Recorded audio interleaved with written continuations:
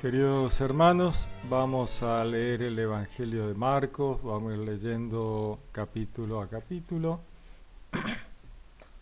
Vamos a iniciar con el capítulo 1. Vamos a analizar un poco por qué existen 4 evangelios, de qué se tratan los sinópticos en una mirada general.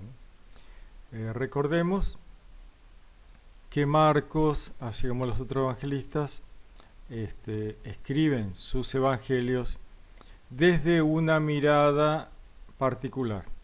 Cada evangelista escribe su relato, su historia de Jesús, desde un lugar, y ese lugar es el rol de la divinidad en la historia de la salvación que cada evangelista va a tomar. Estos roles los vemos en los vivientes tanto de la profecía de Ezequiel como de la revelación de Jesucristo del Apocalipsis de Juan. Vemos que hay 4 vivientes con 4 rostros del tetramorfo. Estos tetramorfos tienen rostro de hombre, de león, de buey y de águila. Estos 4 rostros tienen que ver, como decíamos antes, con los roles del verbo en la historia de la salvación. Entonces sería hombre porque asume su encarnación terrenal en la historia humana y es absolutamente hombre. Por otro lado, el león tiene que ver con el pueblo hebreo, con la tribu de Judá, ser un descendiente de Adán, ser parte del pueblo hebreo, ser un judío descendiente de David, ¿no? Un judío. El león de la tribu de Judá. Al decir un descendiente de Adán, debemos reflexionar que Adán y Eva no son los primeros de la humanidad. La humanidad fue creada en los primeros 7 días y luego, mucho tiempo después, Dios crea el Edén para realizar una recreación de lo que ocurría fuera del Edén, donde la humanidad vivía hace mucho tiempo. En el Edén, Dios analiza, prueba, recrea las condiciones de manera rápida. Entonces, ¿para qué? Para que la humanidad pudiera darse cuenta de que toda esa tribulación, ese problema, ese tremendo drama en el que está metida, tiene que ver con el mal asesoramiento del Satán. Y luego, Adán y Eva y sus descendientes deben llevar esa información clave al resto de la humanidad. Y la llevan a través del pueblo hebreo, ¿no? Por eso Adán y Eva son los primeros del pueblo hebreo, no de la humanidad. La humanidad está fuera del Edén viviendo hace mucho tiempo y haciendo las macanas que hacen que Dios decida intervenir en la historia humana, ¿no? Idolatría, politeísmo, violencia, sacrificios humanos, sacrificios de animales, todas cosas que no son de Dios y que Dios no las quiere ni quiere que la humanidad lo haga.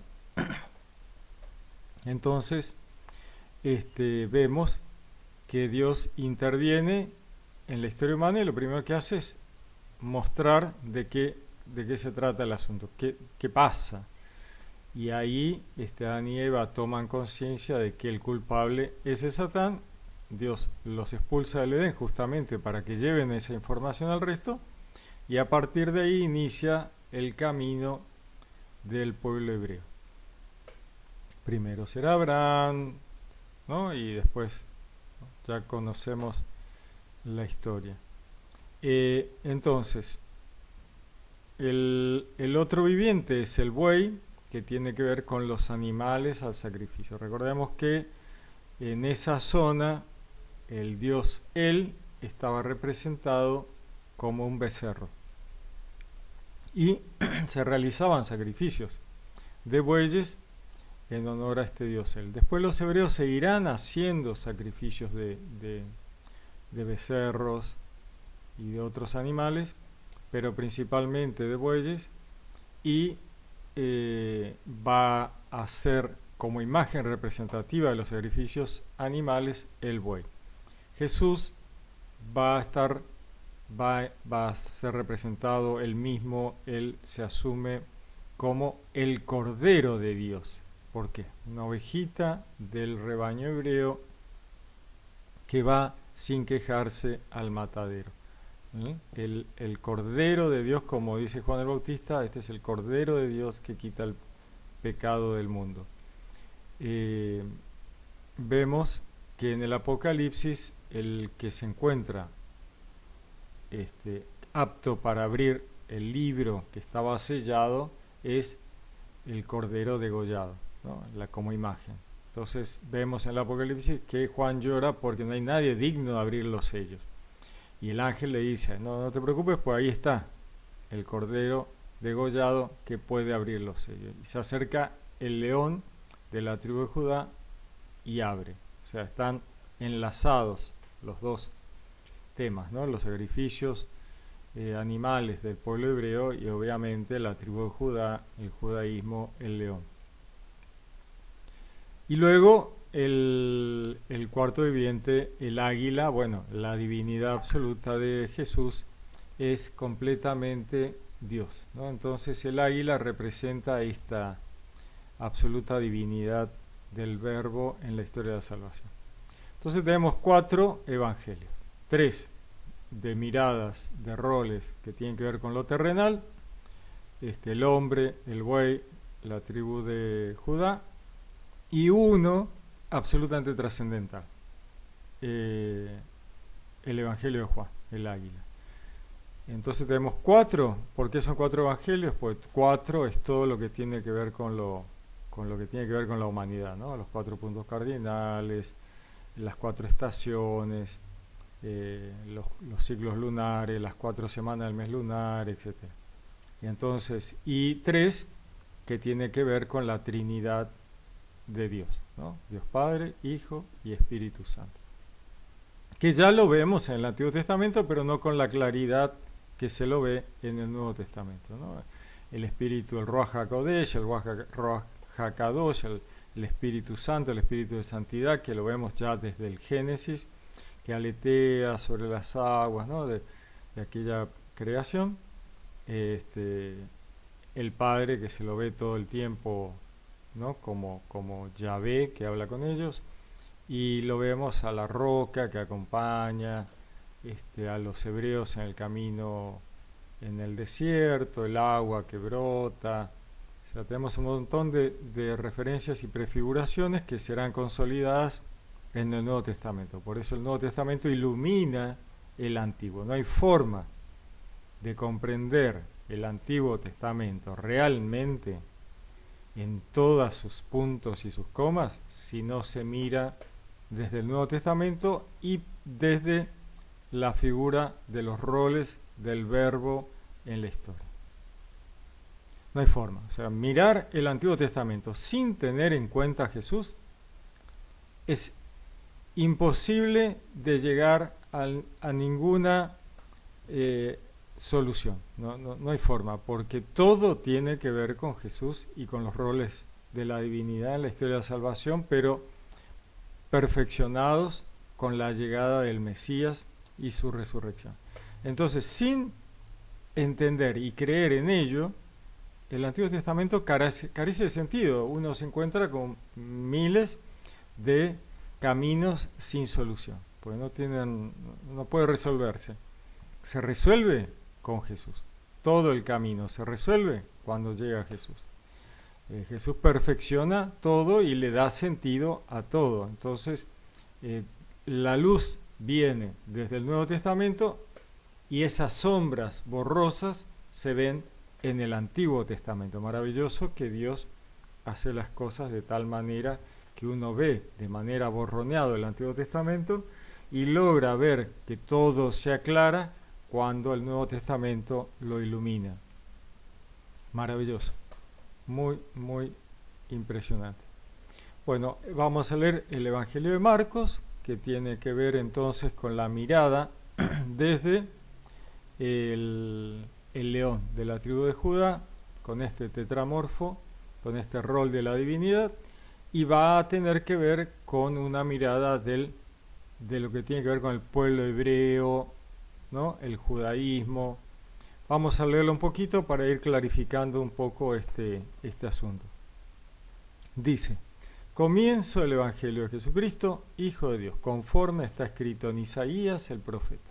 Mira, envío mi mensajero delante de ti, el que ha de preparar tu camino. Voz del que clama en el desierto: preparad el camino del Señor, enderezad sus sendas. Bueno, ya en estos primeros versículos vemos que la referencia es a Isaías y al mensajero que envía delante de ti. Mira, envío mi mensajero delante de ti, el que ha de preparar tu camino. Ese mensajero que envía a Dios es el pueblo hebreo, luego Juan el Bautista, ¿no? Ese mensajero. El pueblo hebreo se encarga de enderezar los caminos, de rellenar los valles, ¿no? Como imagen de orden y preparación para la llegada del Mesías. Juan el Bautista va a ser el que enderece ese último tramito, los últimos 5 minutos antes de la llegada del Mesías, ¿no? Voz que clama en el desierto. Bueno, el que clama en el desierto es el pueblo hebreo, luego Juan el Bautista, que había salido al desierto para mostrar esta imagen en su persona, que era lo que hacían los profetas. Dios hacía que los profetas representaran el mensaje en sus propias vidas, en sus propias personas. Entonces, como ve el Antiguo Testamento, ve que Dios le dice al profeta: bueno, vas a hacer esto y vas a vivir así, y vas a comer esto y te va a pasar esto, para que ellos vean en vos, ¿no? El pueblo hebreo vea en vos imagen de lo que les está pasando, de lo que les va a pasar, de lo que tienen que hacer. Esto justamente es lo que hace Juan al estar en el desierto clamando y hablándole al pueblo hebreo. Entonces apareció Juan, dice, bautizando en el desierto, proclamando un bautismo de conversión para perdón de los pecados. Estar en el desierto, recordemos, en la Biblia el desierto tiene una imagen de introspección, de peregrinaje, de ir hacia adentro en un pensamiento de resolver lo que hay que hacer para crecer espiritualmente y dejar atrás lo malo, lo que estaba fuera de lugar, ¿no? Así vemos al pueblo hebreo donde van quedando en el desierto los politeístas, los idólatras, todos aquellos que no podían entrar a la tierra prometida, ¿no? Como imagen del reino de los cielos y la vida eterna. Van dejando las idolatrías, los politeísmos, todo lo malo que no puede entrar al cielo. Esto mismo, en un paralelismo, ocurre con la persona y con toda la humanidad, ¿no? Entonces aparece Juan bautizando en el desierto, proclamando un bautismo de conversión para perdón de los pecados. Este bautismo también prefigurado ya en el Antiguo Testamento, con la circuncisión, con el agua, con el cruce del Mar Rojo, con Noé en la barca sobreviviendo al diluvio. Todos estos cruces de aguas, de mares, ¿no? Tienen que ver con la prefiguración del bautismo, ¿no? La circuncisión como rito de inicio del pueblo hebreo para entrar y pertenecer al pueblo hebreo, y por otro lado esa gracia que le da Dios a través de la circuncisión, que arranca en 0 kilómetros a formar parte del pueblo hebreo, y después irían perdiendo su perfección como almas y personas a través de no poder cumplir con la ley mosaica, cuando ya Dios le da la ley, para llegar al momento de la muerte ya sin esa perfección que habían adquirido en la circuncisión y teniendo que alcanzar lo que le faltaba en el purgatorio luego de la muerte, ¿no? Hablamos de circuncisión como generalidad al pueblo hebreo, obviamente.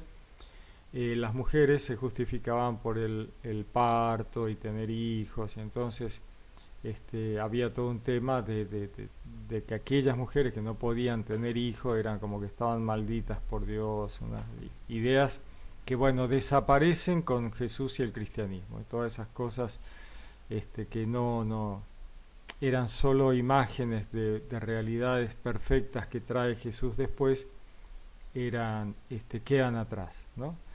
Entonces, Juan bautiza en el desierto, proclama bautismo de conversión para que la gente se convirtiera, hiciera un nuevo nacimiento, dice, para perdón de los pecados, porque el bautismo de Juan era el bautismo ritual de inmersión en el agua, para limpieza del cuerpo, pero a la vez había un tema de confesión de los pecados y una conversión del alma, del espíritu, para el perdón de los pecados. Dice, acudía a él gente de toda la región de Judea y todos los de Jerusalén, y eran bautizados por él en el río Jordán, confesando sus pecados. ¿Ves que aquí vemos el sacramento de la confesión ya está en este bautismo de Juan el Bautista, ¿no? Los bautizan, confiesan, se convierten y quedan perfectos con los pecados perdonados. Juan llevaba un vestido de piel de camello y se alimentaba de langostas y miel silvestre.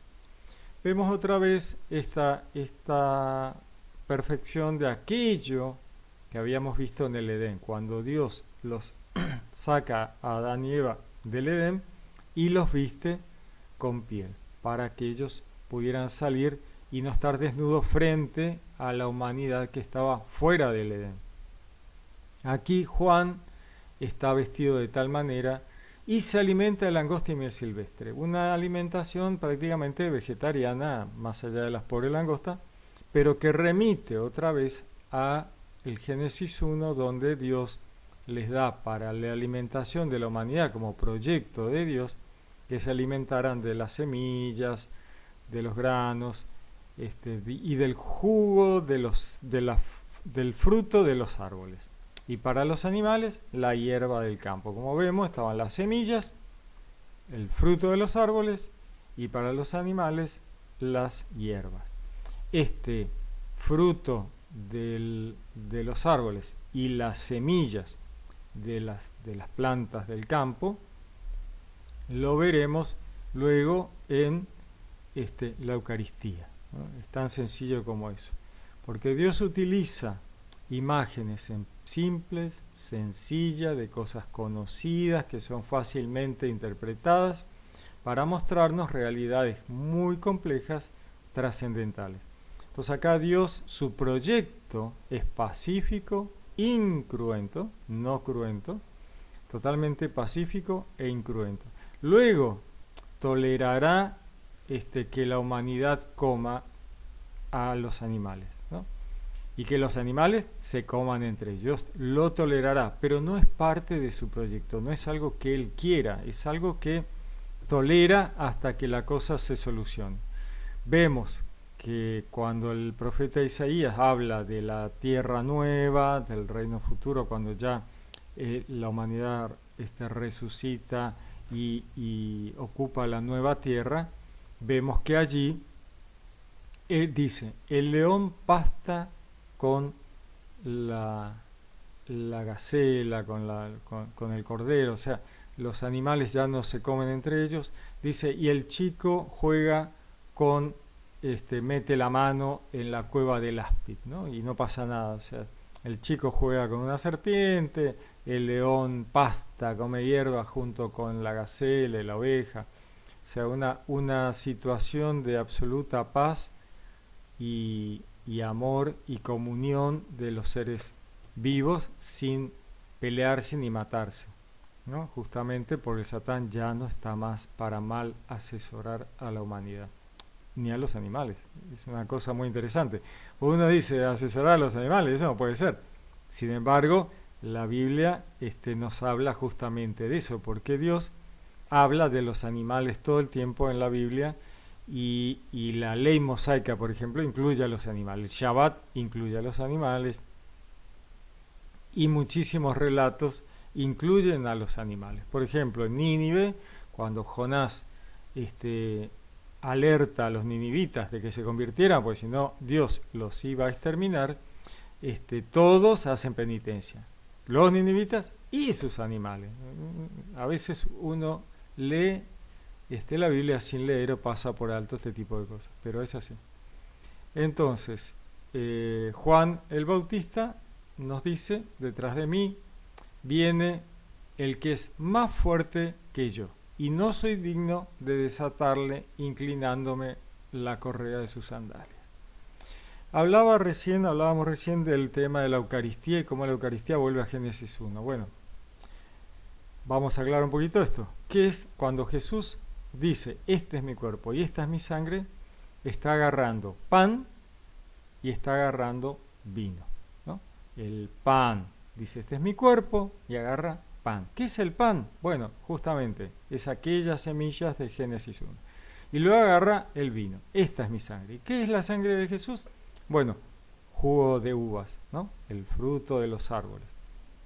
Dios nos está diciendo, porque Jesús es Dios, nos está diciendo, el cuerpo y la sangre de Dios es incruento, pacífico, ¿no? Un pan, un poquito de jugo de uvas, pacífico, incruento, ¿no? Eso es, absolutamente pacífico. Jesús decía, la paz esté con ustedes, ¿no? La paz, y lo vemos allí. Continuamos. Entonces Juan el Bautista decía, detrás de mí viene el que es más fuerte que yo, obviamente. Este venir después significa que, bueno, primero llega Juan el Bautista abriendo el camino y atrás viene para tomar la posición perfecta y primaria Jesús.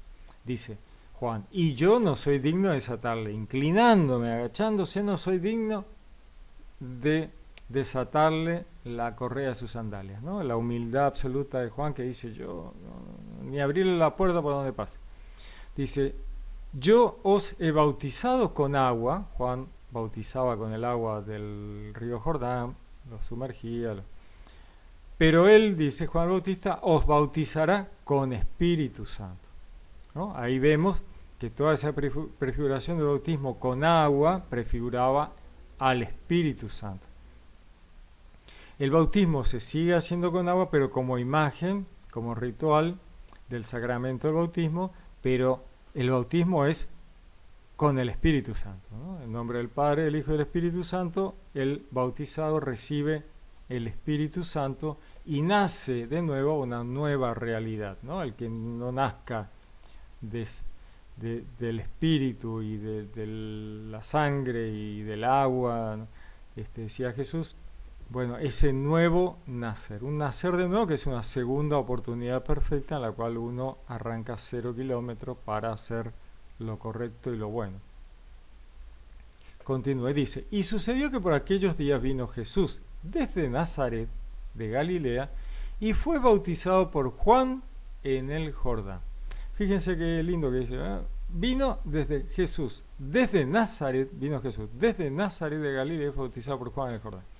Nazaret era una ciudad muy antigua, y el nombre de Nazaret tiene que ver con proteger, cuidar, poner un cerco alrededor. Ese es el sentido de la palabra Nazaret. Jesús es de Nazaret, ¿no? Y él viene a poner eso, un cerco, a cuidar a la humanidad, a cercarla para que el Satán ya no pueda tocarla, ¿no? De eso se trata la alianza que pone a resguardo a la humanidad para que el Satán ya no la pueda tocar. La puerta que ve Juan en el Apocalipsis es una puerta abierta en el cielo que nadie puede cerrar. Justamente es ese cerco del cual se queja el Satán cuando le dice a Dios, ahí vos le pusiste un cerco a Job y por eso no me dejas tocarlo, pero si vos lo levantás, ¿no? esas alianzas que hizo Dios con la humanidad son esos cerquitos de los cuales habla la palabra esta del nombre de la ciudad de Nazaret, Nazaret Galilea. Fíjense que en el titulus crucis, en el cartel que ponen en la cruz de Cristo cuando lo crucifican, Pilato anota la carátula del expediente de Jesús, ¿no? Es un tema legal. La carátula del expediente de Jesús para ser crucificado, que era un tema que iba contra el Imperio Romano, no era una pavada, era un tema de sedición.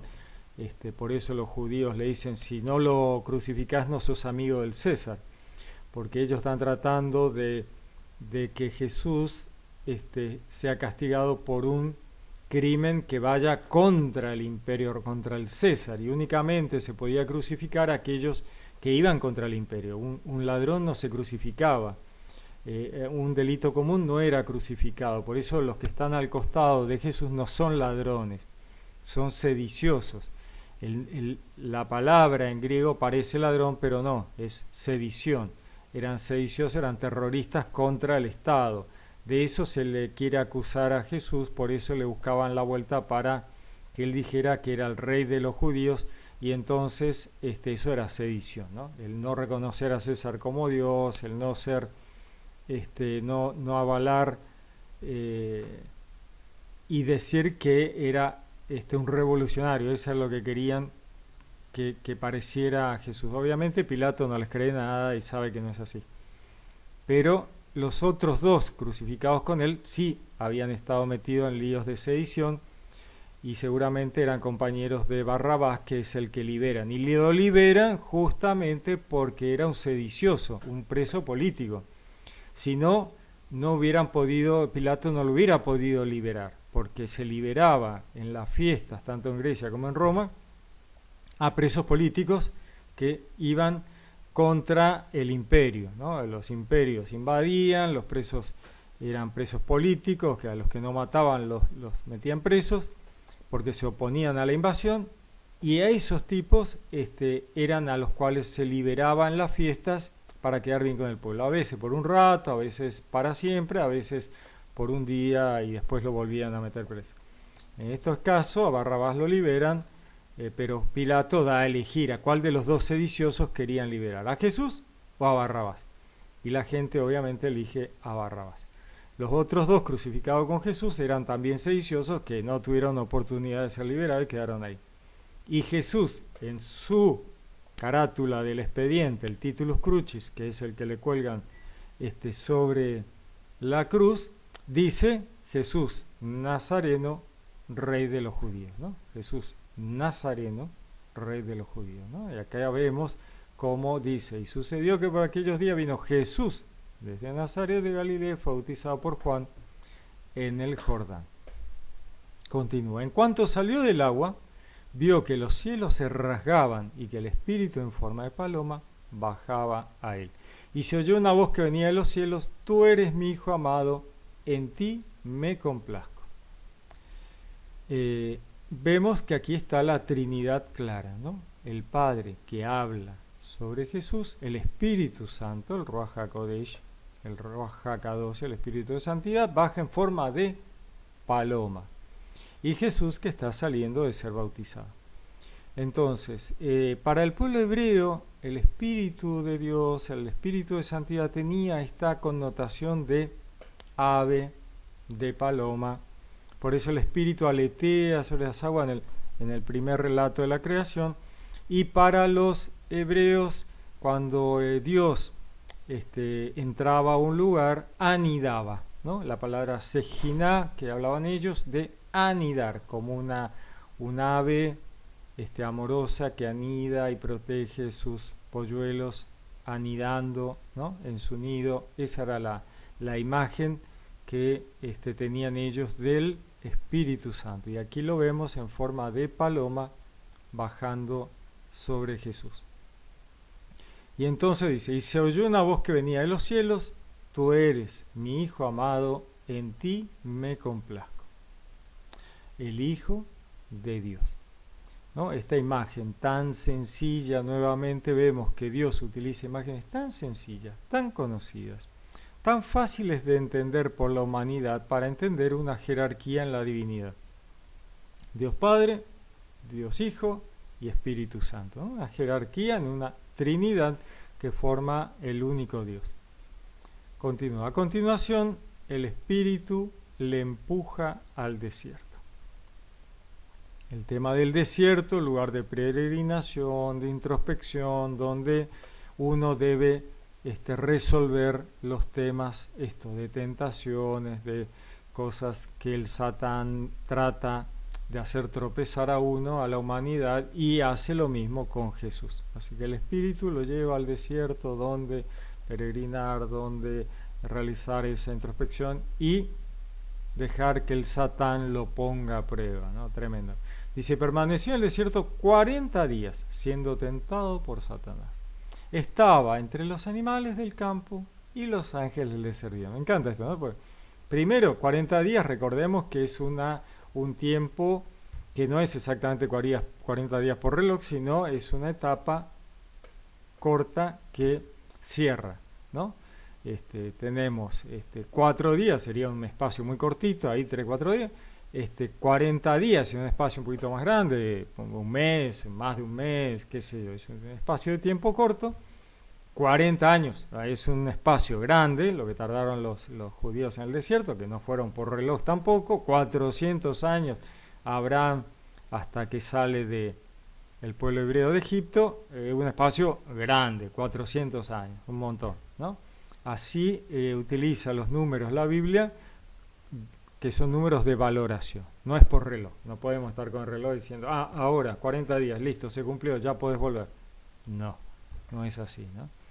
No es que estaban con el cronómetro, igual que los 3 días de que Jesús estuvo muerto. No había un ángel con un cronómetro diciendo, bueno, ahora, listo, murió, empezamos a contar, 1, 2, 3, 4, y esperando ahí a Jesús con el cronómetro diciendo, mira, ahí está, 72 horas, vamos. No, esas cosas no existen. Son números de valoración. En los 3 días, por ejemplo, los judíos, los hebreos, dicen, la fracción de un día cuenta como el día. Un minuto antes que termine el día cuenta como un día. Un minuto luego del Shabbat al primer día de la semana, ese minuto del primer día ya cuenta como un día. 3 días. Un ratito del viernes, todo el Shabbat, y un ratito del domingo, 3 días. Así está Jonás en el vientre del pez y todo un montón de otros lugares donde en el Antiguo Testamento se habla de 3 días, tienen que ver con esto, ¿no? ¿Cuántos días? Bueno, un cachito del día significa el día completo. Muy bien, entonces, permaneció en el desierto 40 días siendo tentado por Satanás, estaba entre los animales del campo y los ángeles le servían. Jesús está con los animales en comunión, en perfecto paz, y no hay ningún problema. Estamos, como vemos que esta humanidad en el Edén también, Adán y Eva están con los animales y está todo perfectamente bien, no pasa nada, todo tranquilo, felices, está todo perfecto. Jesús está, siendo Dios, con su creación, con los animales del campo, y está perfectamente bien. Y los ángeles le sirven. ¿Por qué? Porque es el Verbo encarnado, y los ángeles le sirven porque Él es Dios. Continúa. Después que Juan fue entregado, marchó Jesús a Galilea. Juan es entregado, lo llevan preso, recordemos que lo tienen preso por este tema de que Juan iba y le decía a Herodes que estaba mal lo que estaba haciendo. Bueno, al final lo metieron preso. Dice, y proclamaba la buena nueva de Dios. Después que Juan fue entregado, Jesús marchó a Galilea y proclamaba la buena nueva de Dios. Esta buena nueva ya había sido prefigurada en el Antiguo Testamento, ¿no? Los mensajeros que llevaban la buena nueva hebrea, que también tiene su paralelo en la buena nueva en época de Jesús, de los romanos, ¿no? El romano iba a la plaza del pueblo, llevaba el evangelio, la buena nueva, la abría y contaba. El César hizo esto, aquello, hizo lo otro, ¿no? Traía la buena nueva del imperio, el evangelio. Por eso los evangelios se llaman evangelios, porque es la buena nueva que Jesús dice, la buena nueva la mía, no la del César, ¿no? Hay una apropiación del cristianismo de tomar el evangelio romano y decir, no, la buena nueva es la nuestra, no la del César. Jesús proclamaba la buena nueva de Dios, ¿no? Y decía, el tiempo se ha cumplido y el reino de Dios está cerca. Convertíos y creed en la buena nueva. El tiempo se ha cumplido. Esa es la forma en que Dios ve el tiempo, que es la misma forma en que Dios le muestra a los profetas las visiones, en un presente continuo, donde presente, pasado y futuro se mezclan, porque así lo ve Dios, todo en un tiempo presente, pasado y futuro. Por eso a veces es tan difícil ver, analizar, entender las visiones de los profetas. Es muy difícil porque esa forma de ver de Dios es compleja. Acá Jesús está diciendo, el tiempo se ha cumplido, ya está. Bueno, es como decirnos, mira, te hice spoiler de la película, ya te conté el final, ya me puedo ir. Sin embargo, acaba de entrar a su vida pública. Entonces dice, el tiempo ya se cumplió, ya está. O sea, todo aquello que tenía que comer, ya está, listo. Y el reino de Dios está tan cerca. ¿Qué tan cerca? Ahí. Jesús está ahí, el reino de Dios ya está ahí, ya arrancó. ¿Qué falta? Bueno, determinados detalles, la muerte y resurrección de Cristo, nada menos, ¿no? Pero digamos que para Él ya está, esto ya está. Podemos firmar abajo e irnos a cenar. Entonces dice, convertíos y creed en la buena nueva. Continúa. Bordeando el mar de Galilea, vio a Simón y Andrés, el hermano de Simón, largando las redes en el mar, pues eran pescadores. Jesús les dijo, venid conmigo y os haré llegar a ser pescadores de hombres. Fíjense la imagen, que la vamos a ver un montón de veces. Jesús, bordeando el mar de Galilea, ve a los discípulos, Simón, Andrés, hermanos. El tema es, esta imagen de Jesús de caminar por la arena que está al borde del mar, ¿no? Que tiene que ver con la humanidad, ¿no? Cada granito de arena es un alma en esas arenas infinitas que Dios le muestra a Abraham, ¿no? Como las arenas de la playa, como las estrellas del cielo, que está al borde del mar de la vida, de la mundanidad, del mar de las pasiones, del atravesar la vida. Y del otro lado está la otra playa, a la cual llegan siempre Jesús en las barcas, y los discípulos van de una orilla a la otra, en la barca, atravesando el mar. Llegan a la otra orilla, que es la otra orilla de la muerte, del reino de los cielos, ¿no? Es un atravesar la vida en la barca, esa barca que es la de la encarnación terrenal. Y en otro estrato es la iglesia, ¿no? Jesús utiliza esta barca para desde allí hablarle a la gente, ¿no? Había tanta gente que Jesús se sube a la barca y la gente está en la playa y Jesús les habla desde la barca, esa barca que es la encarnación terrenal del Verbo y en la cual navegan por el mar, ¿no? De la vida, el mar de la mundanidad, donde son zarandeados por la tormenta, una tormenta que mete el Satán, ¿no? Jesús en el fondo de la barca, no en el seno de la barca, en el seno de la encarnación terrenal está Él ahí, aunque uno crea que está dormido, Él está ahí para nosotros. Entonces les dice, les voy a hacer que lleguen a ser pescadores de hombres. Jesús cambia el paradigma de la antigüedad, del Antiguo Testamento. El Antiguo Testamento estaba asignado por el rebaño chiquito y acotado del pueblo hebreo, ¿no? Un rebaño chiquito, acotado en el redil, y Dios su buen pastor. Pero era un rebaño chiquito, acotado, cerrado.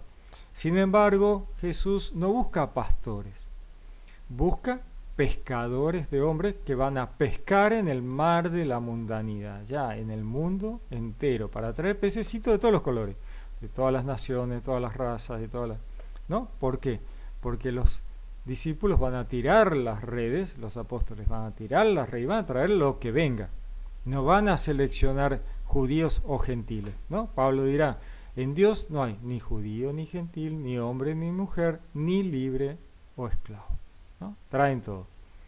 Este es el enorme cambio que hace Jesús con respecto al pueblo hebreo. El pueblo hebreo queda pensando, ¿cómo vamos a pescar cualquier cosa? No vamos a pescar cualquier cosa.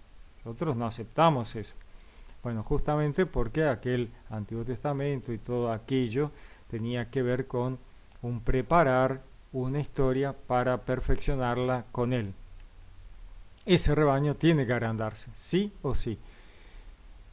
Y vemos que cuando Jesús le da la oportunidad a Pedro de redimirse, le dice, ¿no? Apacienta a mis corderos, ¿no? Aquellos corderos que van a ir al matadero, los mártires de la iglesia. Luego le dice, apacienta a mis ovejas. Ese nuevo rebaño de toda la humanidad, ¿no? Pero ya estamos en un momento posterior.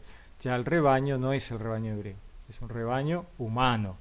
Todo el mundo, todo el planeta.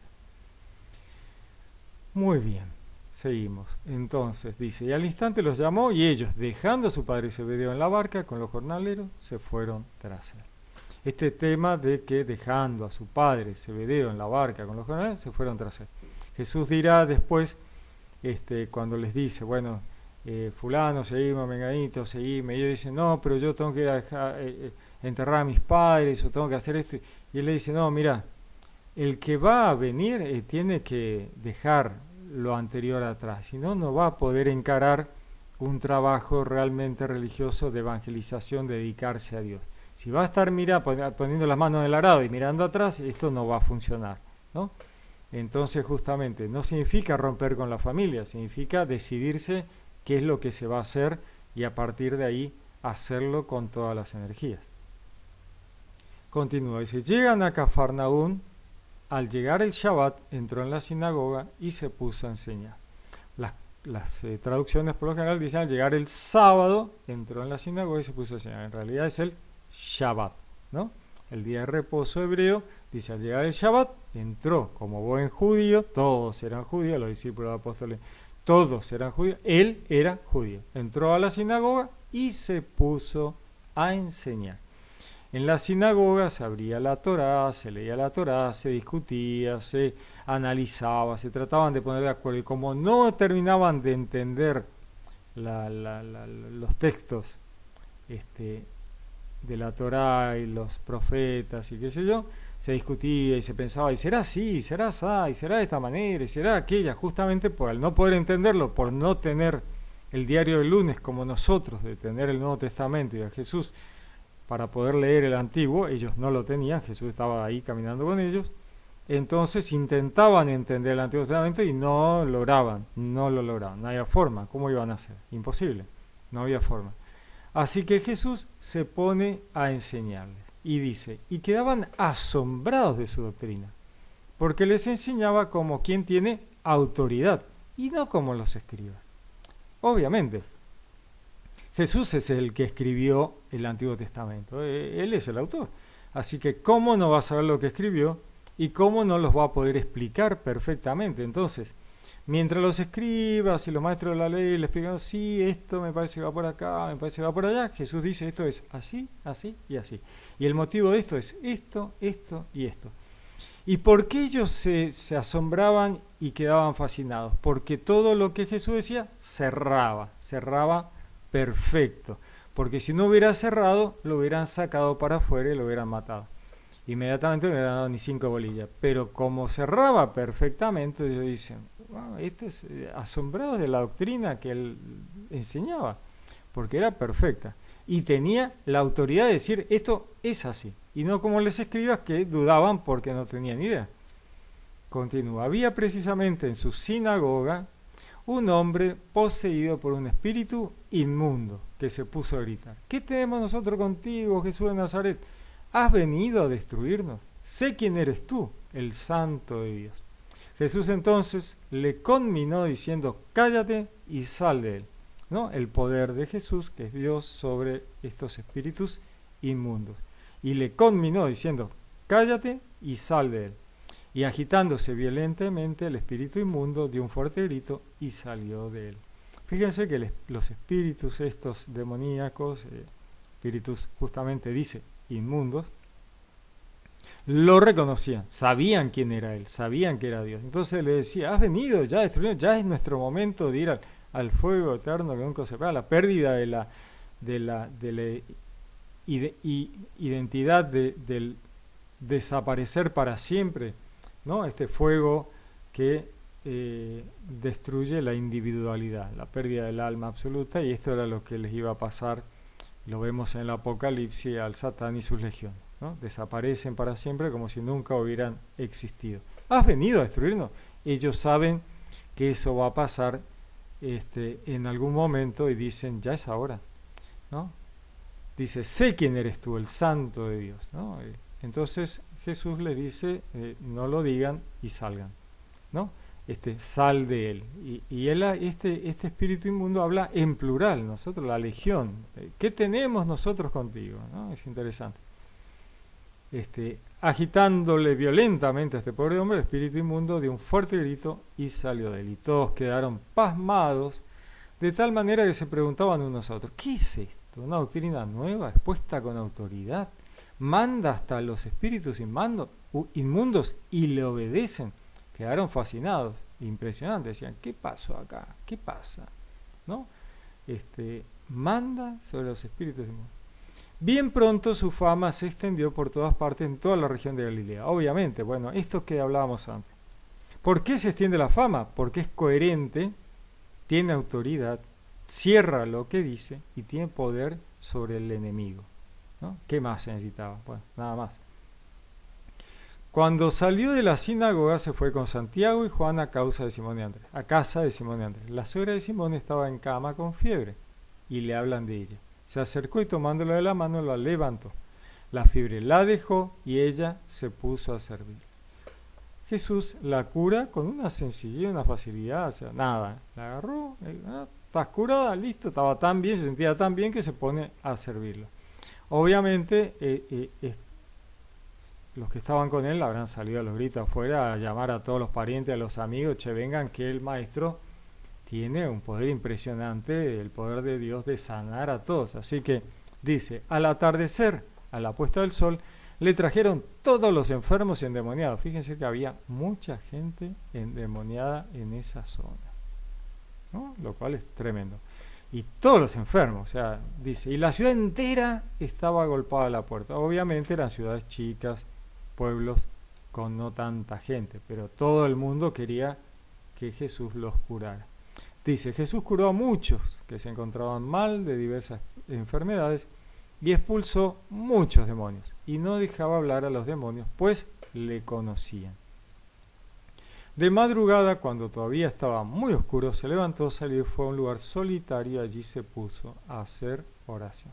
Fíjense cómo Jesús da el ejemplo de orar a Dios para comunicar, ¿no? Obviamente Jesús es Dios, es el verbo. ¿Necesitaba orar?